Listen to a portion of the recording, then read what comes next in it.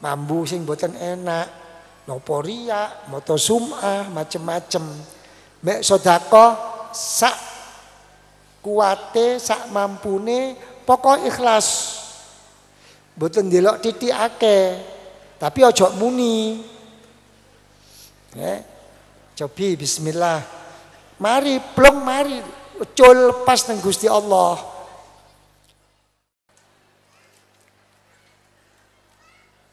Para ikhwan akhwat, nul duduk aja nul ya. Yang saya muliakan ya. Di sini Rasulullah ya, dalam membimbing pertama itu mengatakan Rabbi zidni ilma. Ya Allah, tolong berilah makin bertambah ilmu saya. Satu. Ya. Sesudah ilmu banyak, kita menghadapi satu hidup dan kehidupan. Berarti kita ingin hidup. Untuk bisa hidup, kehidupan kita harus baik, mudah, lapang, lancar. Maka dituntun oleh Rasulullah, wa wasi'li fi rizki.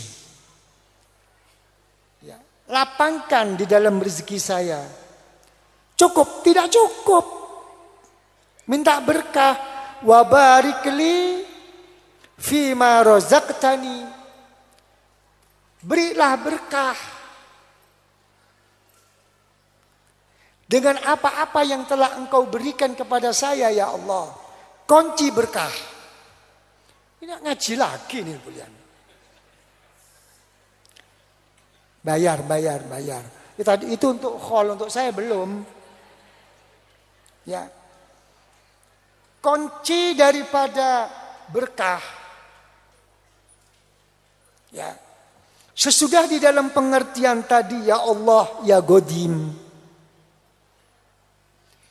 Ada kekuatan pada saat kita memenuhi keinginan kita. Pada saat kita ingin memilih apa yang menjadi kesenangan kita.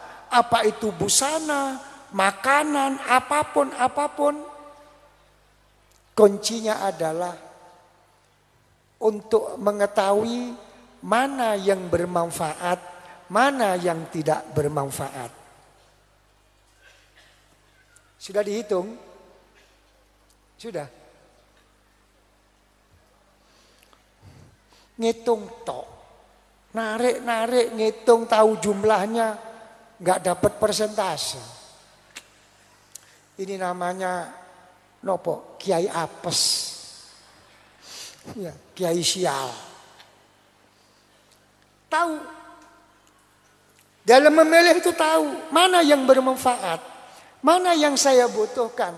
Bukan pokok tinggal membeli, banyak. Coba lihat, begitu membeli, menggepu-gepu, sampai di rumah, dibiarkan. Ya, nanti sesudah dipakai 2 kali, 3 kali, sudah merasa tidak mempunyai baju lagi. Dan tidak akan dipilih.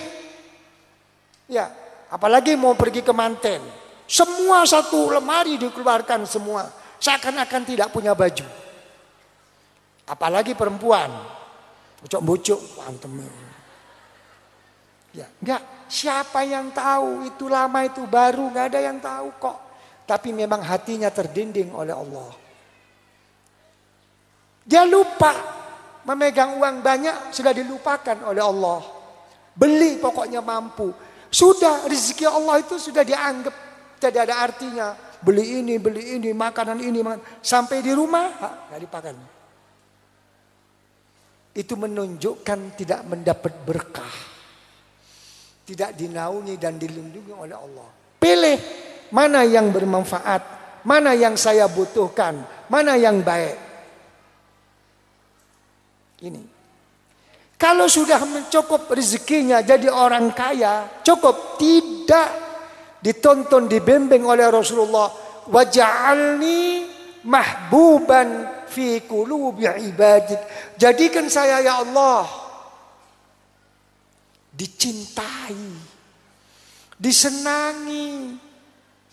Di dalam hati-hati mereka ini kaya, cukup, hidup semuanya. Coba lihat dalam perumahan-perumahan kaya ini. Hidup sendiri-sendiri. Sudah habis semua berkah itu. Tidak tahu, tidak kenal sama tetangganya. Kadang-kadang ada kemanten pun tidak diundang. Mati pun tidak tahu. Coba kalau ditanyakan, mana yang dinamakan tetangga yang disebut oleh Rasulullah? Mana? Tidak kenal, tidak tahu, apalagi saling mengerti. Habis. Coba perumahan-perumahan kampung. Ya, dengar gorengan pindang ikan asin. Goreng apa? Ikan asin. Mau ya? Nih. Loh. Minta apa? Saya kehabisan lombok, kehabisan gula. Ada pahala-pahala ikhlas seperti itu. Justru itu besok yang menjadikan masuk surga. Enggak terasa. Di perumahan habis. Kamu tidak perasa. Wanangkusuha min atrofiha, diambil dalam setiap sudut oleh Allah, makin berkurang.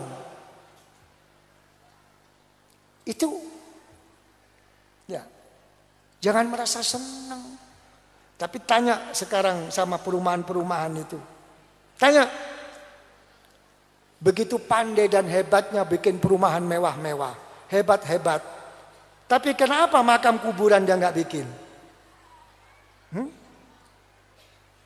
Kebanyakan kuburan malah dikubur ke kuburan umum, kuburannya orang desa. Diantar dari rumah sakit ke rumahnya sebentar baru diangkat. Tetangga nggak tahu. Waj'alni mahbuban fi qulubi ibadik. Ya, wa azizan fi uyunihim. Bukan sekadar saya ini jadi perhatian mereka ya Allah, tapi jadikan saya ya Allah mulia dan menjadi orang yang lain daripada yang lain di pandangan mereka. Didudukkan. Kamu sebagai orang yang sukses, didudukkan sebagai orang yang sukses, yang dicintai, yang dipandang. Kamu jadi kiai, didudukkan sebagai kiai dan disepuhkan jadi kiai. Ayo, wa azizan fi uyunihim. Dudukkan.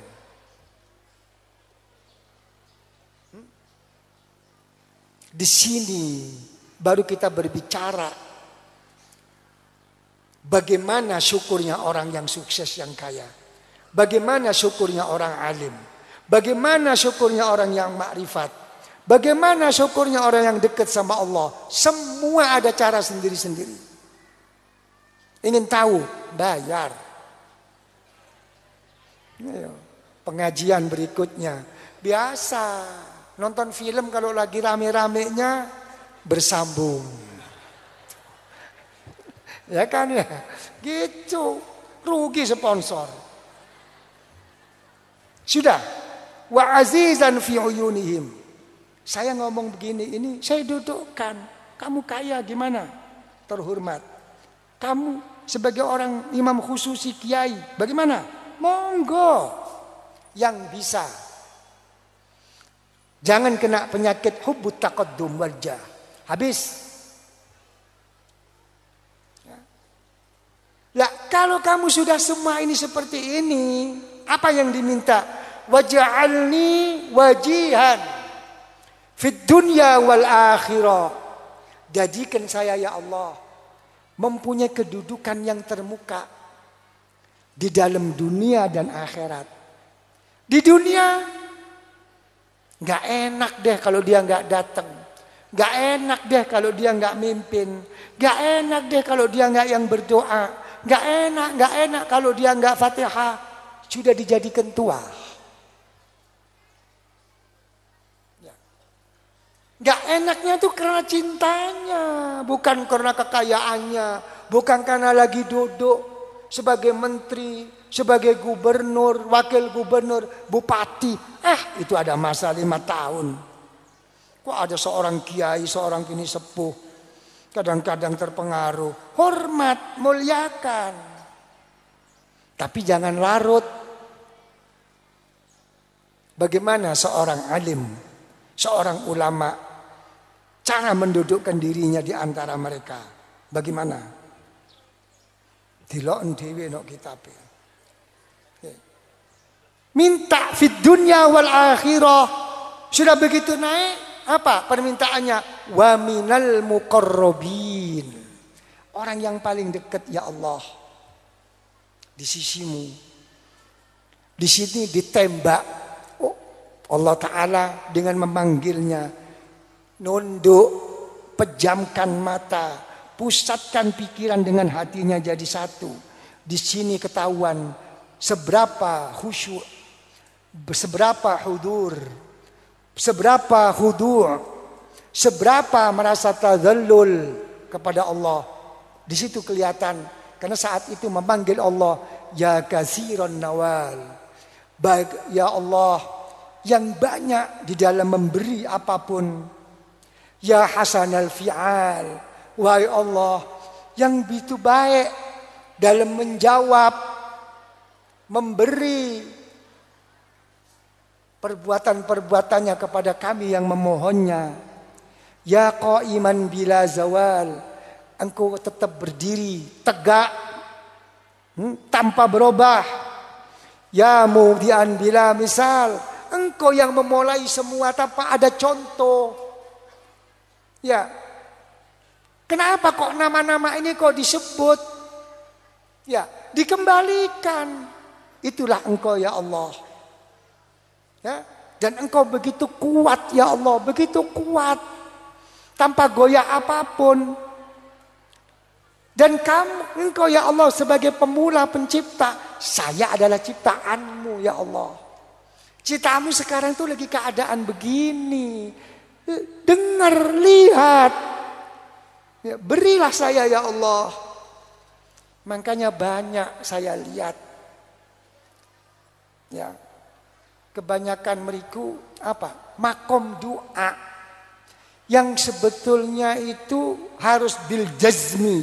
Dengan mantap memohon kepada Allah. Semoga ya ngomong kita menginginkan begini, mengharapkan ini, itu.